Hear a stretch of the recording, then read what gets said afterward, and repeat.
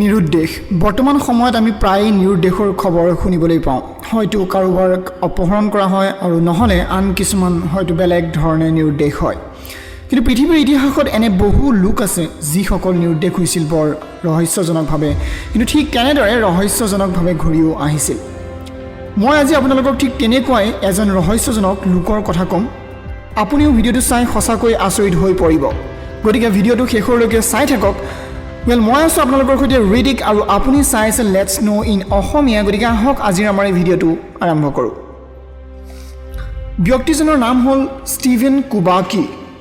1978 চনৰ ফেব্ৰুৱাৰী মাহৰ এটা দিন ষ্টিভেন কুবাকি নামৰ এজন ব্যক্তিয়ে লেক মিচিগানৰ ওচৰত হ'বলগীয়া এটা স্কিং কম্পিটিশ্যনত অংশগ্ৰহণ কৰাৰ কথা আছিল সেইমতে তেওঁ স্কিং কম্পিটিশ্যনত অংশগ্ৰহণ কৰিলে কিন্তু তেওঁ স্কিং কৰি থকাৰ সময়ত বৰ ৰহস্যজনকভাৱে নিৰুদ্দেশ হয় অথবা আপুনি ক'ব পাৰে অদৃশ্য হৈ পৰে 21 ফেব্ৰুৱাৰীৰ দিনা তাত স্কিং কৰিবলৈ অহা লোকে এযোৰ স্কিং শ্বুজ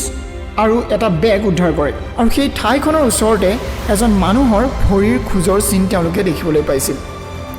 সেই খোজ অনুসৰণ কৰি তেওঁলোকে আগবাঢ়িবলৈ ধৰিলে কিন্তু দুৰ্ভাগ্যবশত সেই ভৰিৰ খোজ এটা পানীৰে গোট মৰা হ্ৰদৰ ওচৰত শেষ হৈ গ'ল হ্ৰদৰ কিছু দূৰ আগলৈকে খোজৰ চিন আছিল কিন্তু ঘূৰি অহাৰ কোনো চিন তেওঁলোকে দেখিবলৈ পোৱা নাছিল তেওঁলোকে গম পালে যে সেই বৰফ ভাঙি হয়তো তেওঁ পানীৰ তলত সোমাই গ'ল তাৰপিছত উদ্ধাৰ অভিযান আৰম্ভ হৈ গ'ল কিন্তু তেওঁৰ কোনো সন্ধান পোৱা নগ'ল সেই ঘটনাটোৰ 15 মাহৰ পিছত তেওঁ বৰ ৰহস্যজনকভাৱে এডৰা খেতিৰ মাজত পৰি থকা অৱস্থাত পোৱা গৈছিল